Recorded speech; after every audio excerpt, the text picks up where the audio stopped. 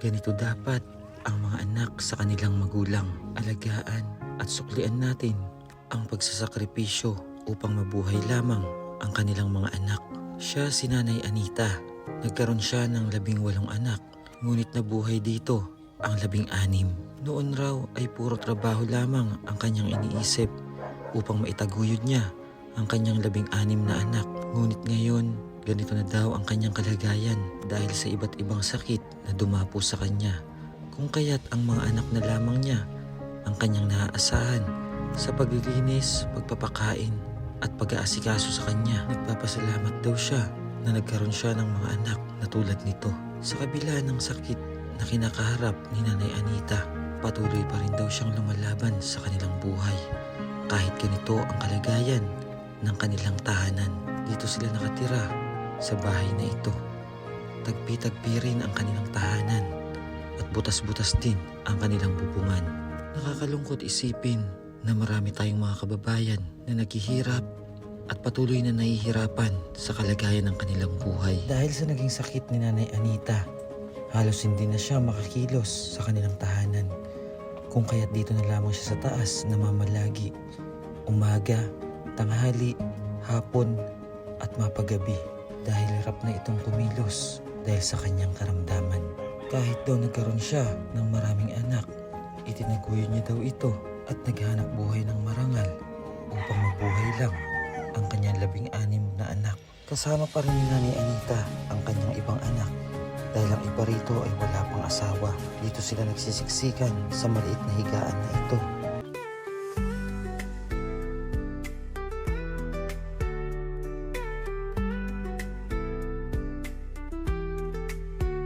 Nanay Anita, ano po bang nangyari sa inyo? Anong nangyari po? Bakit nagkaganyan po yung kalagayan Dati nyo? po, nag-high blood po kaya ako. High blood kayo? Opo. Tapos Nagka-komplikasyon na sa marami na po na komplikasyon? uric daw, tapos diabetes. Nagpaano naman po kayo? Nagpa-check na kayo? Opo. Yun ang sabi ng na po doktor? ako. Tapos gusto nga ni po ko, doktor, na mag-rehab daw po ako sa to BNC. Kundi Rehab? daman. Anong mag-rehab? So, so parang nag-therapy po gayud ka na po sa to. Parang iaano kayo? Anong tawag dito? Para ma-therapy daw. Oo, yung mag-stay kayo doon? Kaya lang wala naman magbabantay sa akin. Kaya Walang yung mga magbabantay anak ko sa- nag-aaral din. Opo. Ilan po bang anak nyo? 16 po. Lahat po yun? Opo, lahat buhay po.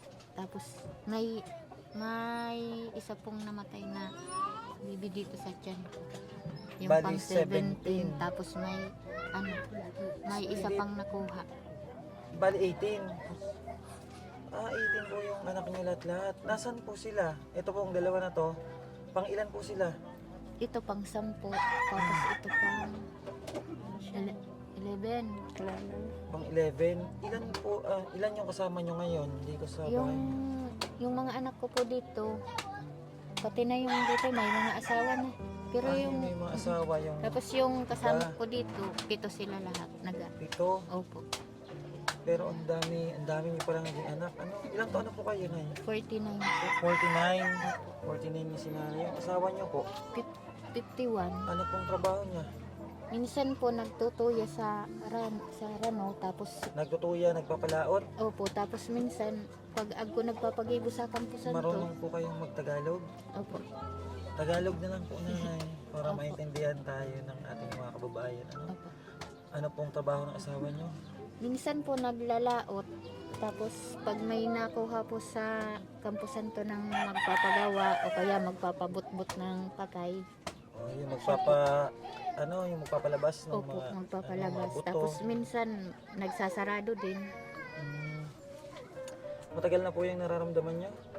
Ano na po, magtatatlong taon na po. 3 taon na yan na ganyan. Opo. Tapos nakakaano pa kayo? Nakakakilos-kilos pa kayo? Hindi Hindi na. na rin po. Hindi na talaga. Mm-mm. Minsan Paano yun? binubuhat na lang po ako pagbababa. Binubuhat kayo Mm. ng asawa niyo? Asawa po, tapos minsan itong anak ko, minsan yung ibang anak ko. Buti na nakakaya mo kasi yung mama mo. Naalalayan mo siya pag nababa dito. Kinakarga ako. Oh. Mm.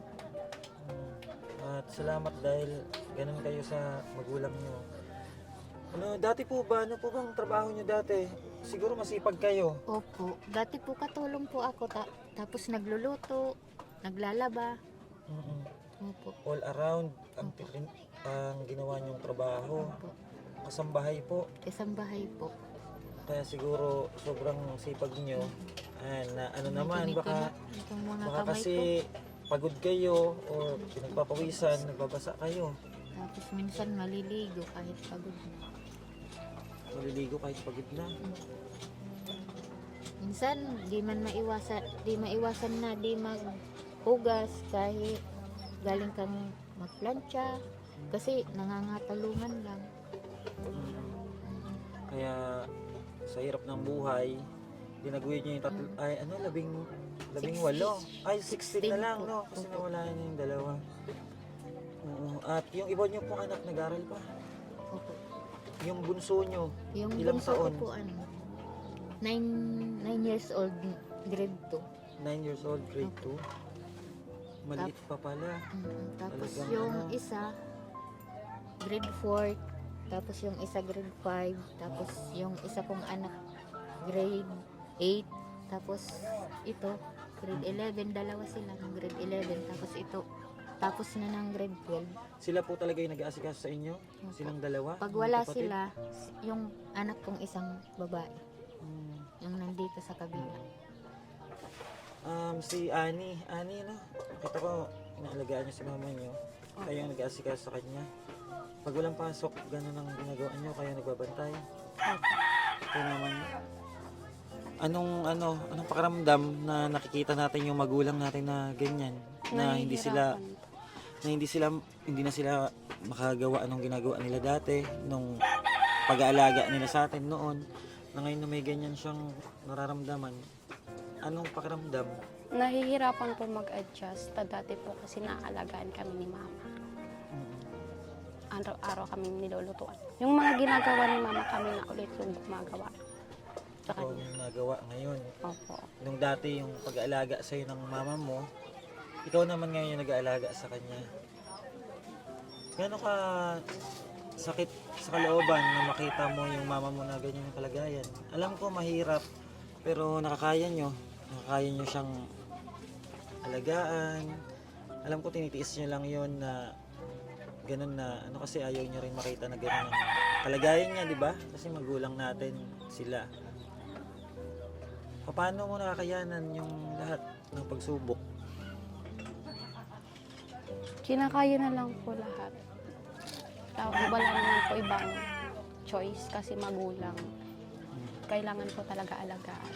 Pati na po yung mga kapatid ko na maliliit. Pati ako na lang po kasi yung matanda na hindi pa nag-aasawa na anak ni mama. Kaya andyan ka para kay mama mo. Opo. Napakahirap ba ng buhay? Opo, sobra. Paano mo maisasalarawan yung buhay mo? Na halos nag-stop ako sa pag-aaral. Nag-stop ka? Opo, grade 12. Second year college na sana. Kaso, hindi naman kaya nila mama. Hindi afford magpaaral. Kaya sila na Wala na yung akong mga trabaho. yung mga bata na lang. Dahil Na yung pasunod-sunod sa akin yung nag-aaral. yung asawa ko yung Kumbaga, kinikita niya paano kulang ka, din. nagparaya ka sa mga kapatid mo Opo. na sila muna yung mag-aral at mag-stop ka.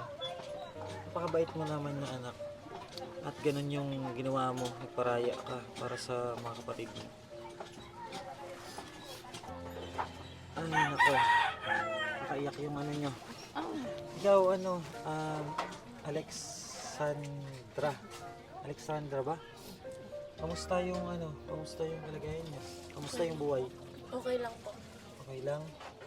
Bakit naiyak ka? Naiyak ka dyan kanina sa gilid. Madali po kaya ako mag-iyak pag umiiyak ko yung mga kapatid ko. Gano'n kahirap na nakikita niyo si mama niyo na ganyan? Mahirap po. Masakit sa kalooban? Opo. Mahal niyo yung mama niyo? Opo. Ano sabihin mo sa mama mo? Kung mayroon lang po sana po pinagdangka namin. Gano'n mo kamahal sa mama mo? Sobra po.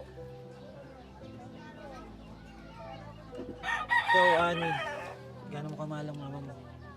1,000 million. Kaya pa po sumama. Walang katimbas yung pagmamahal sa magulang, no? At napakaswerte nyo, buo pa yung magulang nyo. Kaya habang andyan sila, paramdam nyo yung pagmamahal, suklihan nyo yung nagawa nilang pagpapalaki, pagparal, pero hindi natin maano yun eh. Hindi natin mababayaran yun eh, ng kahit anong alaga, no? Kaya salamat dahil ganun yung kalagayan ng mama nyo, andyan kayo. At yung pagpaparaya mo sa mga kapatid mo, makapag-aral lang sila, ikaw yung nag-stop. Buti hindi pa pumapasok sa isip mo na mag-asawa. Hindi po talaga. Ayaw Hindi pa. pa. Oo, kasi may sakit si mama nyo. Siya Gusto muna ko din yung- nga siyang pag-aralin, kaya lang sabi ko wala na akong trabaho. Yung kita ni Papa niya, ano lang, sapat lang sa pagkain namin. hindi na po kayo makakapagtrabaho kasi Hindi na po. may ano po kayo, may nararamdaman kayo. Mahirap na din po. Oo. Tsaka naunawaan naman po yun ng mga anak nyo. No, kung ano po yung hirap, kung gaano kahirap yung buhay, ano na lang, labanan na lang, harapin, di ba? Pagtiisan kung anong meron. Sabi ko nga sa mga anak ko, ayusin yung pag-aaral para makakuha naman ng magandang trabaho.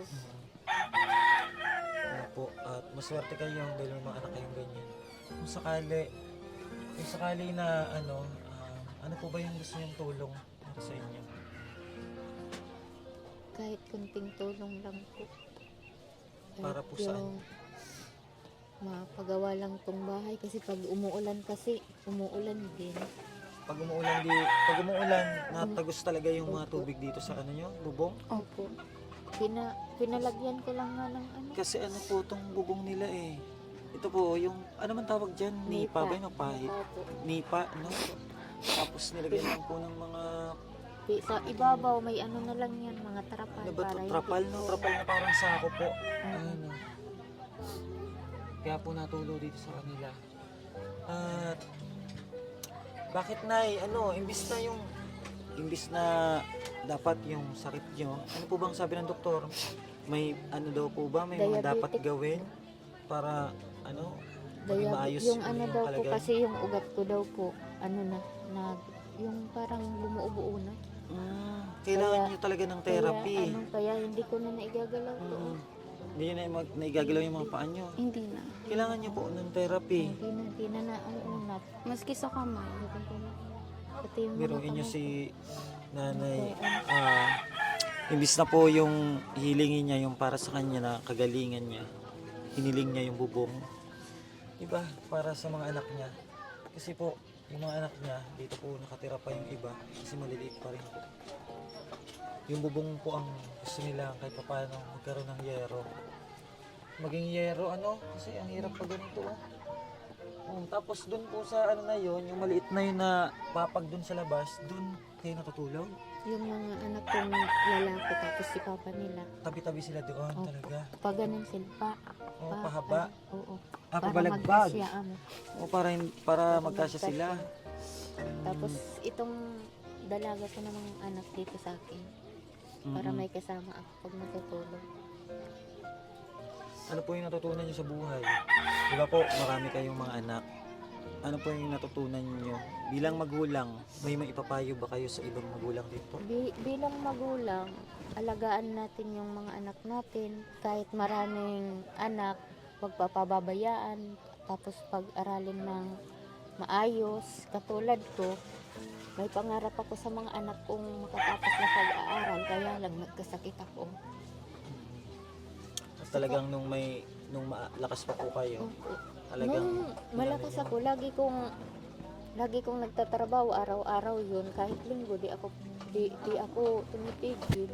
Alas 5 ng umaga, aalis na ako. Tapos dadating ako minsan alas 8 na, alas 9 ng gabi. Araw-araw yun. pero nagkasakit kayo dahil talagang nag-focus kayo sa trabaho para sa mga anak nyo. Nag-high blood ako. Biruin niyo po, 16 po yung anak niya. Lahat po buhay yung anak niya. May dalawa pong nawala, yung nasa sa napupunan niya daw po dati. At nakakahanga kahit ganun kahirap yung buhay, Gusto talagang kong sinaguyod ni nanay. yung mga anak ko mapagtapos ko sa pag-aaral kahit mahirap lang kami, yun lang yung maibibigay ko sa kanila na gabay nila sa paglaki nila at sa kung magkaroon na sila ng pamilya. Buti naman po, palaki nyo na maayos yung mga anak nyo at ganyan sila. Kahit paano, kasi may ibang mga anak po na parang baliwala ang magulang. Di naman po sila ganun. Mm. Mapagmahal naman sila sa akin. At Kahit sa blessings mga yun. kahit sa mga kapatid nila. Blessings yun na ganun. Saka sabi ko sa kanila, pag may nagtatanong kasi daw sa kanila na ilan kayong magkakapatid, tapos sasabihin daw nila, babawasan lang, sabi nito, binabawasan ko, di ko sinasabi yung totoo. Sabi ko, kailangan maging proud siya kasi marami sila, tapos napalaki ko sila ng maayos, tapos yung ibang may anak, kahit ilan lang, namamatay pa, o kayo kako, 16 kayo, binuhay ko kayo ng ganyan, na maayos. po, at kahit ano po kasi, dapat talaga mali natin yung magulang natin kasi walang papalit sa isang magulang. Ikaw, Ani, maraming mga kabataan kasi ngayon na alam naman natin na Nang maaga. oo, nag-aasawa agad. Ngayon, sa nangyari kay mama mo, kayo yung nag-aasikaso sa kanya. May iba kasing mga kabataan na inuuna muna yung gala, barkada. Anong mapapayo mo sa kanila na bilang isa kang anak ngayon na meron kang magulang na may sakit? Anong mapapayo mo sa kanila? Unahin po yung magulang kasi sabi nila hindi na napapalitan yung magulang. Pwede naman gumala pero dapat ilimit na lang kasi may iba din na responsibilidad lalo na sa bahay, sa pamilya, pag-aaral, hindi puro gala. Ayun lang po. Ikaw, may sabihin ka ba para sa mga kabataan ngayon na yung iba andyan pa yung magulang nila, di ba? Merong iba, may mga sakit yung magulang nila pero mas inuna pa nila yung pagbarkada, paggagala. Alagaan muna po natin yung mga magulang natin bago po tayo umanak kasi habang nabubuhay pa po sila, mahalin po natin sila. Kasi napakahirap pag wala ng magulang. Sobrang hirap. Ako nga nawalan na ako ng papa, ng tatay. Nanay ko na lang. At napakahirap. Ang tagal bago mo matanggap na wala na yung isang magulang mo. Diba? Kaya habang nandyan talaga yung mga magulang natin, ibigay natin yung buong pagmamahal, pag-aaruga, pag-aalaga sa kanila. At yan, ito po yung kwento ni Nanay Anita. Mga kababayan. At sana po, matulungan natin sila dun sa kanilang bubong. At kawawa naman po yung mga bata rin. May maliliit pa rin po siyang anak. At di na po siya makapagtrabaho. Pero nung nagtatrabaho naman po, nung malakas naman po siya, nakakapagtrabaho siya. At talagang binubuhos niya yung buhay sa pagtatrabaho para may taguyod niya yung mga anak niya. At sa ngayon po, nagkaroon siya ng problema, nagkasakit. Ngayon hindi niya na magawa yung mga nagagawa niya noon. Kaya humingi po siya ng tulong sa atin para kahit papaano po maging okay naman yung kalagayan nila. Kahit may nararamdaman siya na ganun man po yung sa bubong po nila yung hinihiling niya. At thank you so much mga kababayan. At sana po ma-share natin itong video na to and like and comment po at matulungan natin itong pamilya na to. At may ibibigay kami sa inyong tulong. Asa na yung ante? Hindi na natin mag-aakyat dito, baka gumuho to. Oo, dyan na lang siguro sa baba. Yan na lang may ibibigay kami sa inyo ha. Salamat po. Nay, tingnan mo na lang ha, yung mga anak mo na lang paano yung tulong na ibibigay namin. Thank you po. Ayan, wait lang Nay ha.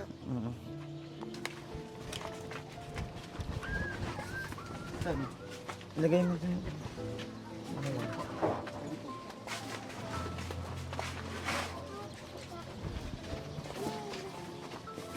Yan yung konting tulong namin sa inyo ha. Sana makatulong yan. At ano yung laman ng box na yun? Meron po silang 2 sakong bigas. Tapos yung groceries. Bigay yan sa inyo ng mga kababayan natin. Bigay yan nila Tita Maria Paz, and Ate Jonah, Tita Bernadette, and Ma'am Aimee.